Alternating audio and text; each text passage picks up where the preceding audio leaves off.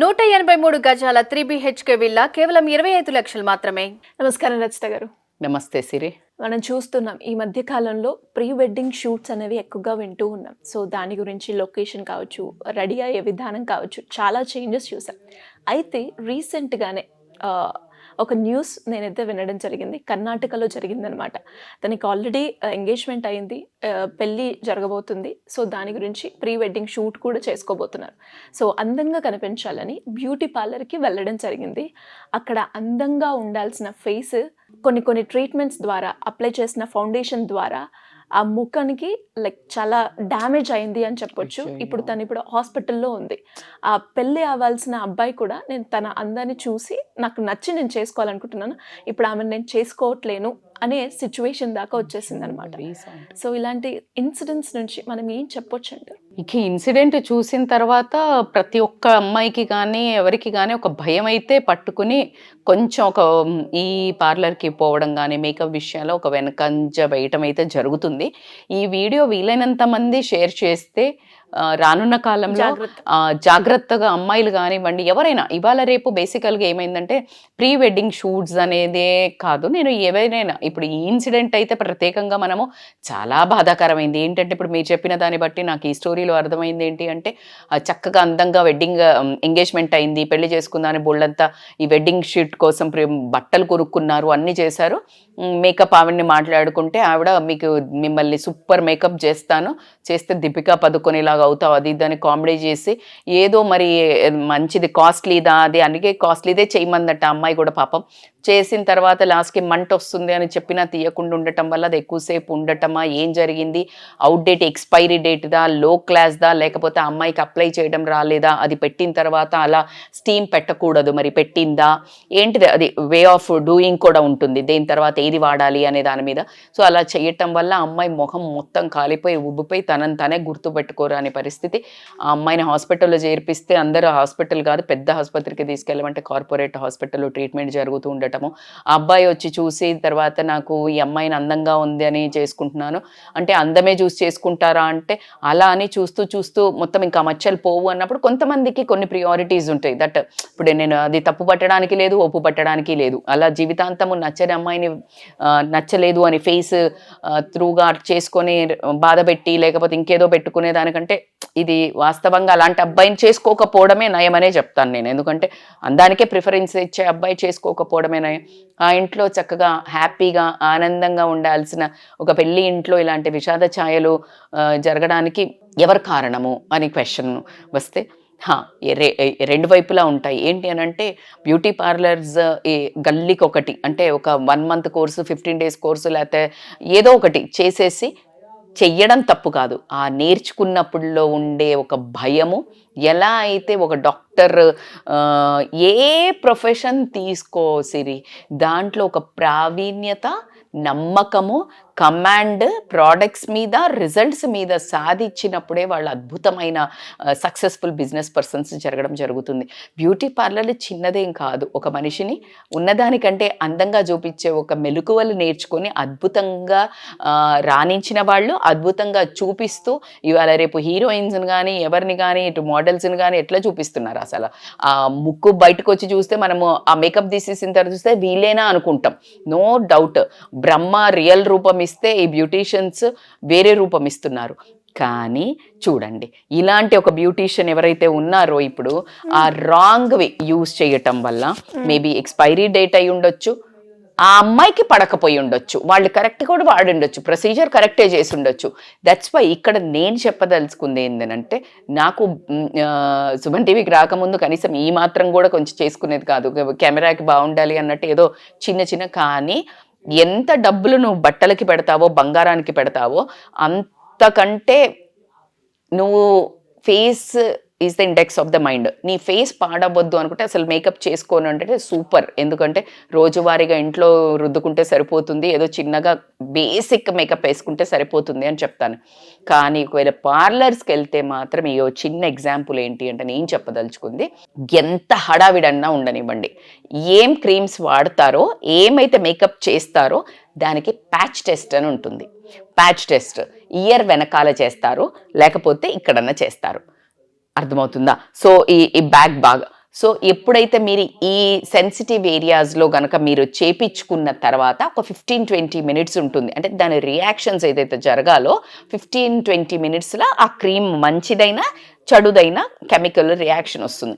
So కాబట్టి డైరెక్ట్గా face మీద అన్నోన్ బ్యూటీషియన్ అంటే మీరు ఒక కొత్త ప్లేస్కి వెళ్ళి కొత్త ఆమెను ట్రై చేస్తున్నారు, లేదు మీకు లోకల్గా ఏళ్ల నుంచి ఆమెతో ఫేషియల్స్ చేయించుకుంటారు, మేకప్ చేయించుకుంటారు, హీ డోస్ యువర్ స్కిన్, అప్పుడు ప్రాబ్లం లేదు. కానీ ఏదైనా కొత్తది, ఈవెన్ వాళ్ళ దగ్గరైనా కూడా ఏదైనా కొత్త ట్రీట్మెంట్ తీసుకుంటున్నా కానీ కొత్త మేకప్ చేయించుకుంటున్నా కానీ ఖచ్చితంగా go for a patch test.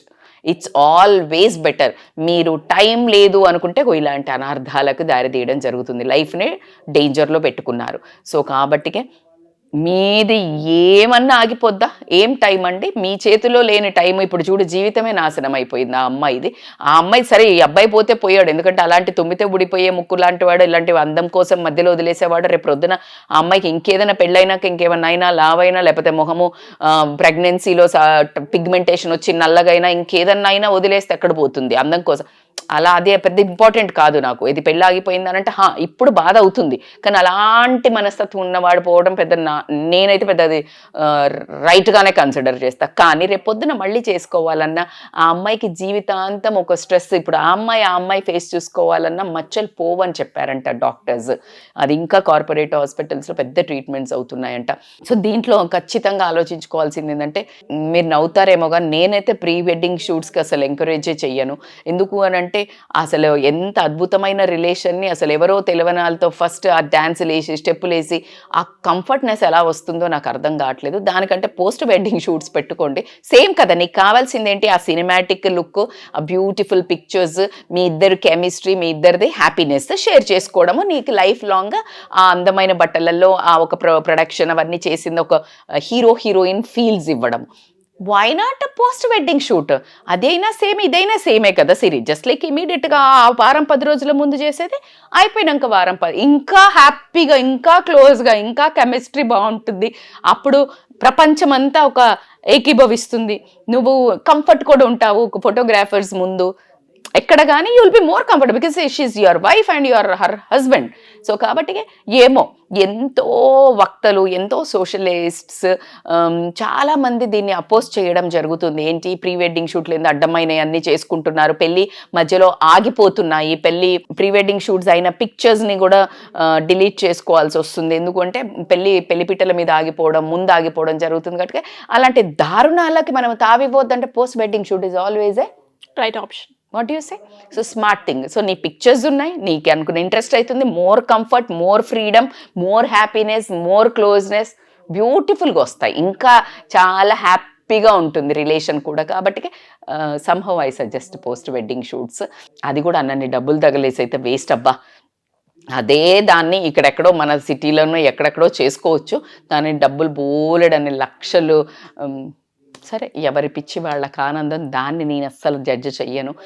నేను ఒకటి అయితే చెప్పగలుగుతాను, ఇదైతే ట్రాన్స్ఫర్ చేసుకోవచ్చు. కానీ బ్యూటీ పార్లర్స్లో అందము అనేది ఫస్ట్ ఆఫ్ ఆల్ నువ్వు స్కిన్ నీట్గా మంచి ఆహారం చేసుకుని, మంచి యోగా చేసుకుని, మంచి థింకింగ్ ఉంటే ఆటోమేటిక్గా నీ ఫేస్ గ్లో అవుతుంది.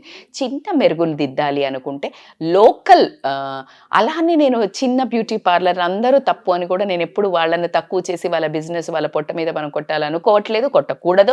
కానీ బ్యూటీ పార్లర్స్ వాళ్ళు ఎవరైతే ఉంటారో ఖచ్చితంగా సర్టిఫికేషన్ తీసుకోవడము ఇంపార్టెంట్ కాదబ్బా. నేను అందుకే అంటాను, బుక్ స్కిల్స్ కాదు, లైఫ్ స్కిల్స్ ఇంపార్టెంట్ అని ఎప్పుడు చెప్పినట్టే మీ సర్టిఫికేట్ ఈజ్ నాట్ ఇంపార్టెంట్.